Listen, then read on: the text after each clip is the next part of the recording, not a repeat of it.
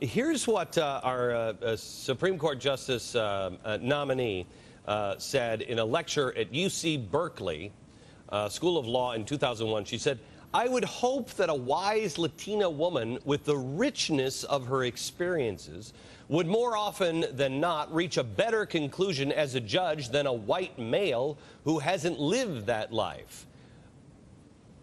Gosh, that smacks of racism, but maybe it's just me, Ed. Well, any white male who made the equivalent of that statement would readily be indicted for racism. Look, what she's talking about is that it's perfectly acceptable for her to draw on her own values in deciding what the law means. That's a recipe for lawlessness. And we see that, actually, when we look at the way she decided an important case that's now pending before the Supreme Court involving firefighters in New Haven who were denied promotions on the basis of their race. These are white and Hispanic firefighters who passed a promotional exam that the city had established.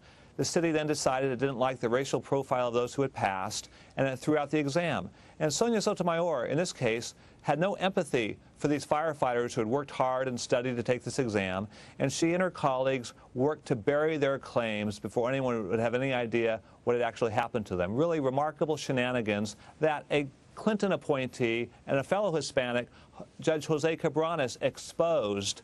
And thanks to him, the case is now in front of the Supreme Court. So, look, you know, both of you guys, I don't like the charges of, well, you're a racist, they're a racist.